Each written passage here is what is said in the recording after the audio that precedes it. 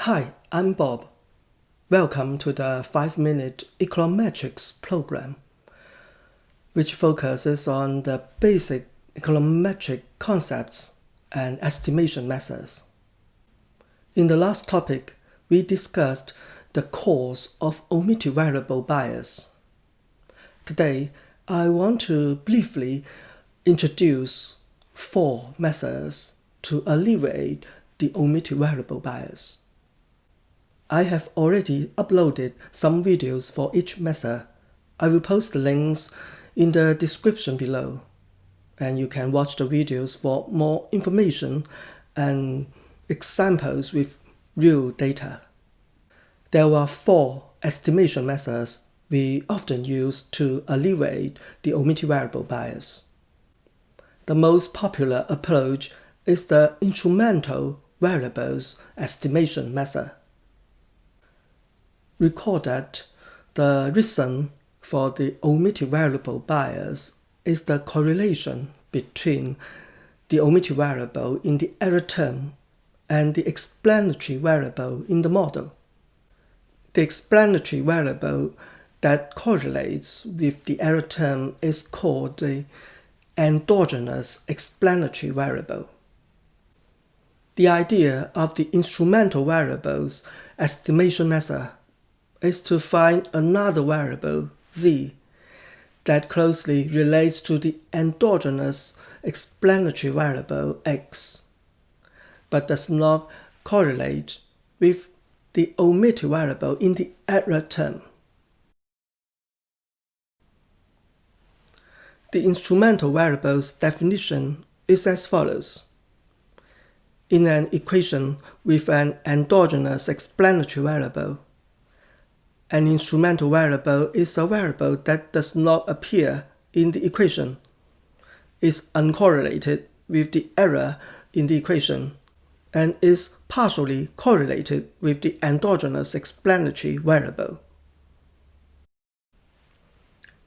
In practice, we can use one or more instrumental variables. However, the number of instrumental variables should not be less than the endogenous explanatory variables. We use the projection of the endogenous explanatory variable x on the instrumental variable z to replace x in the regression. This procedure is called the two-stage least squares. In the first stage, we regress the endogenous explanatory variable x on the instrumental variable z and all other exogenous variables in the model and obtain the OLS fit value x hat. The fit value x hat is the projection of x on the instrumental space. In the second stage, we regress the outcome variable y on the fit value x hat and all other exogenous variables in the model. The OLS estimator from the second stage is the two-stage least squares estimator. It is a consistent estimator for the coefficient of the endogenous variable x. A valid instrumental variable satisfies 2 requirements. The first is the instrument relevance requirement. In instrumental variables estimation, the requirement that an instrumental variable helps to partially explain variation in the endogenous explanatory variable. It means the instrumental variable z should be highly correlated with the endogenous variable x. Mathematically, the correlation or covariance between the instrumental variable z and the endogenous variable x is not 0. We can verify the relevance requirement in the first stage regression. To avoid a weak instrumental variable, the rule of thumb is that the F statistic for the joint significance of the instrumental variables in the first stage regression should be greater than 10. The second requirement for a valid instrumental variable is the instrument exogeneity requirement. The instrumental variable should not be correlated with the error term. That is, the correlation or covariance between the instrumental variable z and the error term epsilon is 0. This requirement is also called the exclusion restriction. The variable that does not correlate with the error term is called an exogenous variable. The instrumental variable should be exogenous. This is the reason why we use it, because the instrumental variable is not correlated with the error term. It will not cause bias. The fit value from the first stage is a function of the instrumental variable, and therefore is not correlated with the error term either. When we replace the endogenous explanatory variable with the exogenous fit value, the OLS estimator will be unbiased or consistent.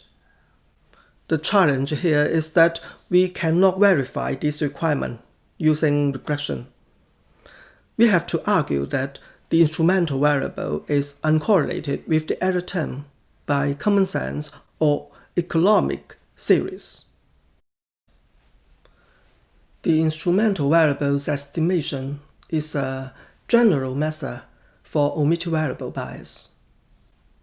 For some particular types of omitted variables, we have specific approaches.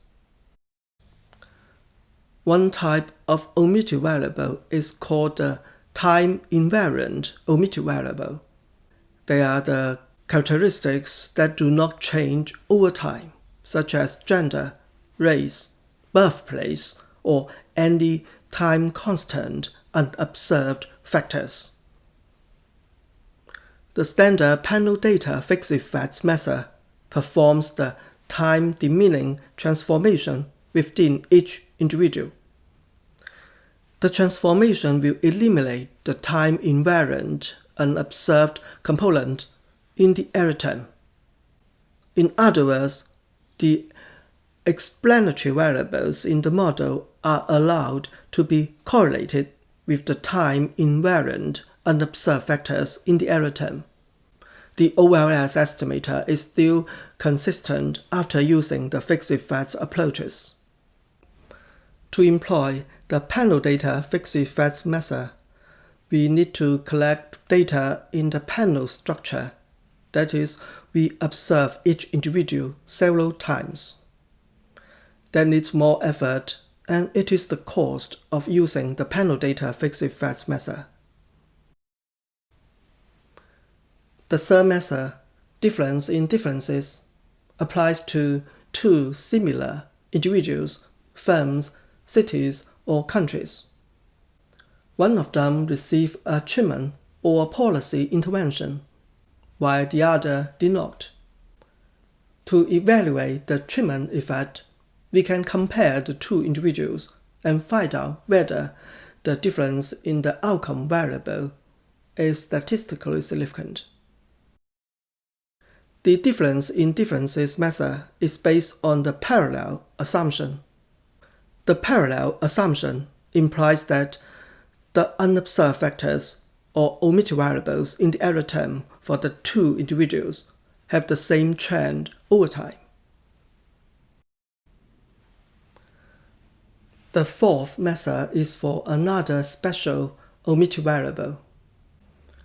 If the sample we use in the model cannot represent the population we are interested in, the model suffers from the sample selection bias. We should consider sample selection corrections.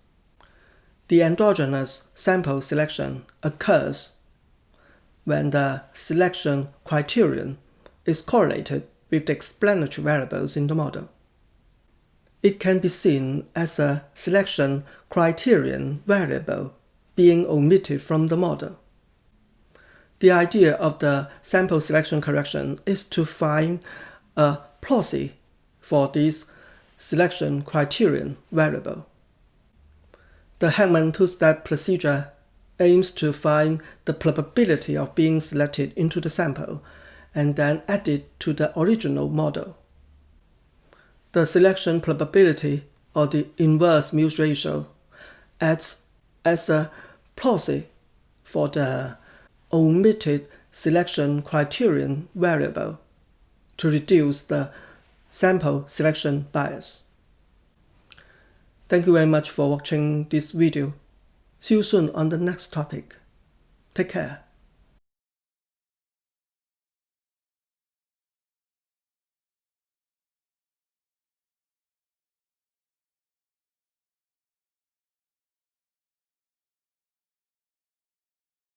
Thank you for watching this video and subscribing to my YouTube channel. See you next time.